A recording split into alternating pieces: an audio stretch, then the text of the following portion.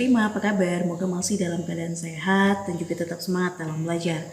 Nah, hari ini kita lanjut lagi materi PS kita ya. Silakan buka buku kamu halaman 23 dan 24. Nah, kalau kemarin di halaman 22 dan 23 kita udah mempelajari tentang kenampakan alam yang ada di sekitar kita, dan kemarin juga kalian sudah mencarikan beberapa tempat kenampakan alam yang ada di Indonesia. Nah, untuk hari ini ya, kegiatan kita adalah membahas bagaimana pemanfaatan dari kenampakan alam yang ada di sekitar kita.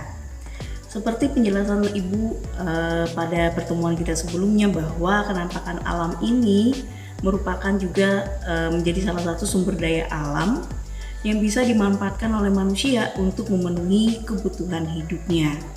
Dan bukan cuma manusia yang bisa memanfaatkan sumber daya alam, tapi juga untuk tumbuhan dan hewan ya, karena mereka akan melangsungkan hidupnya. Nah, untuk manusia sendiri ya, dengan memanfaatkan dari kenampakan alam yang ada sekitarnya, itu dapat membantu dalam perekonomian ya. Baik itu secara langsung ataupun pemanfaatannya adalah bentuk olahan kembali, sehingga itu bisa menjadi suatu barang ataupun benda yang bisa bermanfaat bagi kehidupan manusia, ataupun juga menjadi sektor utama ya untuk pendapatan negara, misalnya adalah dengan mendatangkan atau mengundang perhatian dari para pengunjung ataupun para pelancong yang dari luar negeri ya, bisa bermain ataupun bisa berwisata ke Indonesia dengan melihat kenampakan alam Indonesia yang sangat luar biasa. Seperti yang sudah kita bahas pada pertemuan kita sebelumnya juga, bahwa kenampakan alam ini terbagi menjadi dua, ada yang di daratan dan ada yang di perairan. Nah, di daratan tersendiri itu kan ada berbagai macam jenisnya.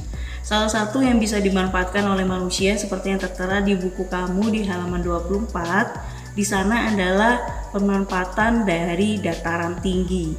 Dataran tinggi banyak dimanfaatkan oleh masyarakat di sekitarnya dalam kegiatan pertanian. Dan untuk di daerah perairan, misalnya kita ambil contohnya adalah aliran sungai ya.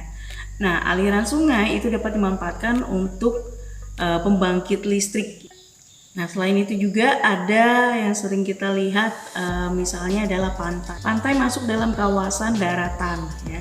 Jadi pemanfaatannya adalah yang pertama sebagai tambak garam, kemudian juga budidaya perikanan, serta selain dari segi sebagai bahan dari kebutuhan manusia, ada yang juga manfaat dari pantai ini adalah untuk objek wisata, sehingga mendatangkan wisatawan baik yang domestik ataupun dari luar negeri untuk melihat pemandangannya. Nah, itulah beberapa contoh dalam pemanfaatan dari kenampakan alam yang ada di daerah sekitar kita. Setelah kita mempelajari tentang kenampakan alam, kemudian contoh dalam pemanfaatannya, nah, kegiatan kalian di rumah adalah mencari kenampakan alam daratan dan perairan yang ada di Murung Raya.